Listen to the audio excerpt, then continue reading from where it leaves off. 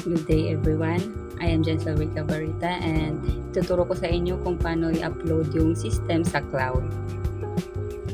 So ito yung system na ginawa namin na in-upload namin sa cloud, Alumni Job Portal and Record Management System.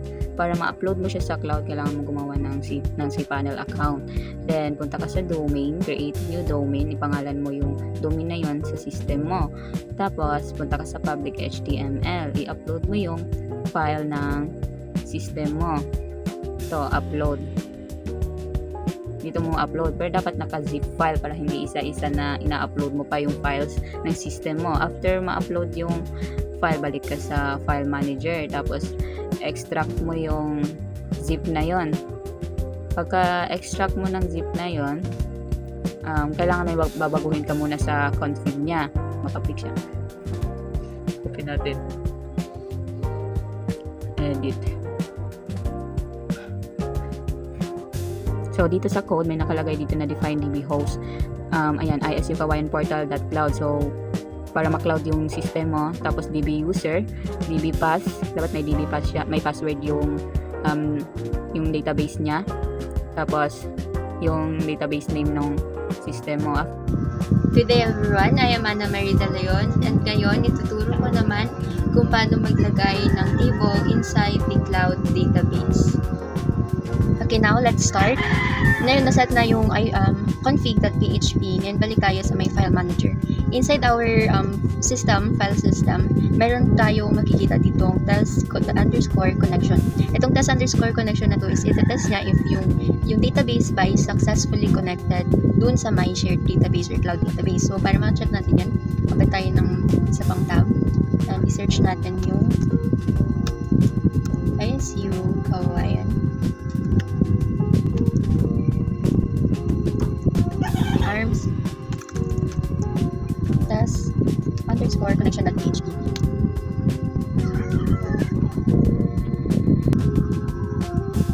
Now, as you can see dito, sabi niya, success, you connected to the database safely. Now, ito, sinasabi niya na connected na daw siya sa my shared database. Now, inside dito sa may file, meron tayo makikita ditong setup.php. Itong setup.php is sinasabi dito na mag-create tayo ng table inside the cloud. Ito yung code dun sa may setup.php. So, create tables. So, para mag-create tayo ng table, punta tayo dito sa may domain natin and i-type naman natin dito yung setup.php. As you can see, we successfully created a table inside the database in the cloud database. Now, later on, i-explain naman ni Mr. Akshel yung functionality and features ng system naman. Good day everyone, my name is Aksan Galvos and we are here to present our system alumni website with record management system making ISU alumni with opportunities.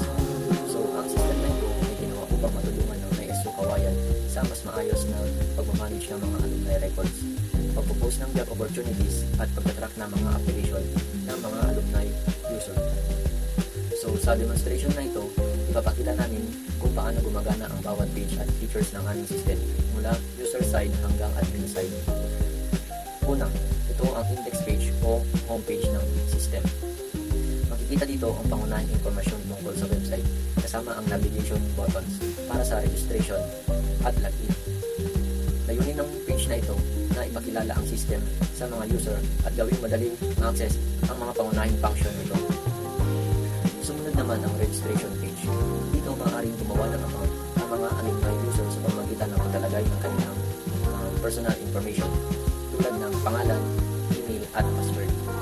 Mahalaga ang registration process upang magkaroon ng sariling account ang bawat alumni.